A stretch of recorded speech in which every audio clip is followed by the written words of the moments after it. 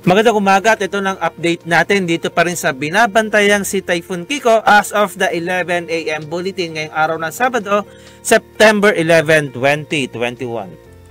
So makikita natin dito sa ating satellite imagery na ito nga yung bagyong si Kiko habang ito ay bumabaybay pa rin dito sa mga isla ng Babuyan at Batanes area. Sa ngayon nakikita natin na dahil nga itong bagyong si Jolina ay tuluyan na nga lumayo ng ating bansa papunta na ng Vietnam area.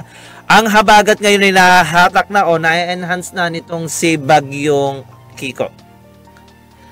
At kaninang 8:30 ng umaga, ito ay tuluyan na nga naglandfall o tumama sa kalupaan over the Ivana, Batanes area. So dito natin siya nakikita sa may Batanes area nga unang tumama itong bagyong si Kiko.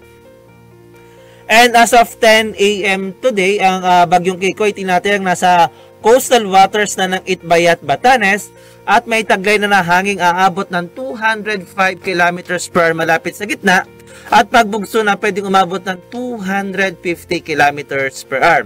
Ito ay kumikilos pa rin ng north-northwest sa bilis na 15 kilometers per hour. At dahil pa rin sa bagyong Kiko, nakataas pa rin ang bagyo, babala ng bagyo bilang 4, dyan pa rin sa probinsya ng Batanes.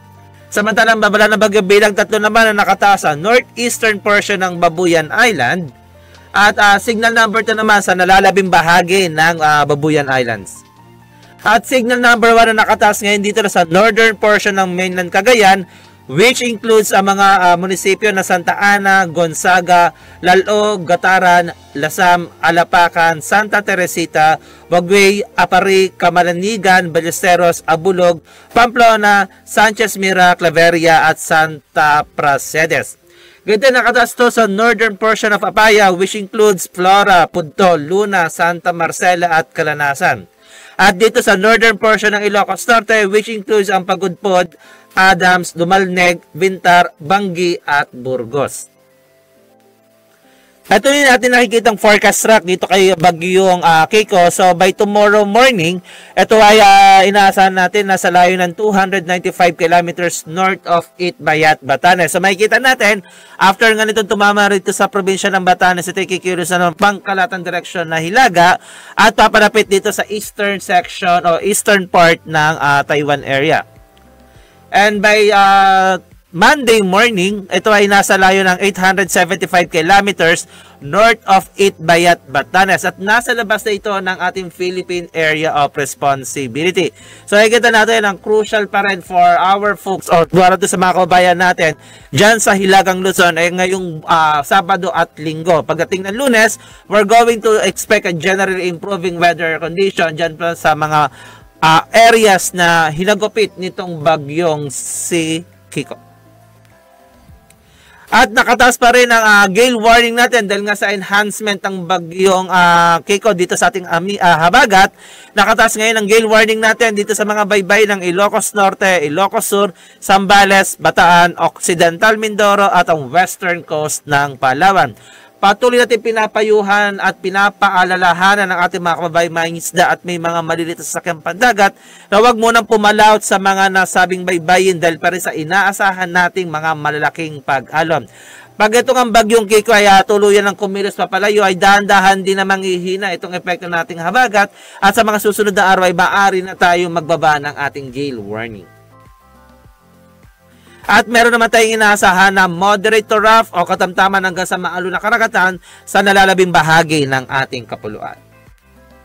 Ano ang ating inaasahan? So pagdating naman sa ulan, Si Typhoon Kiko on the next 24 hours ay magdadala ng heavy to intense wind at times torrential rains dyan pa rin sa probinsya ng Batanes. Hanggang ngayon ay binabayo pa rin sila ng malakas na ulan at mabigat na buhos na ulan at malakas na bugso ng hangin dyan sa may Batanes area. Samantalang moderate to heavy with at times intense rains naman ang inaasahan pa rin natin dyan sa Babuyan Islands, Cagayan, Ilocos Norte, Ilocos Sur, Abra, Apayao at Kalinga. Dahil nga itong rain bands o yung cloud bands na dala ng bagyong Kiko ay may kalakihan at naaabot pa rin ito ang dulong hilaga nga ng Northern Luzon area, kaya inaasahan pa rin natin ng mga pag-ulan hanggang ngayong araw.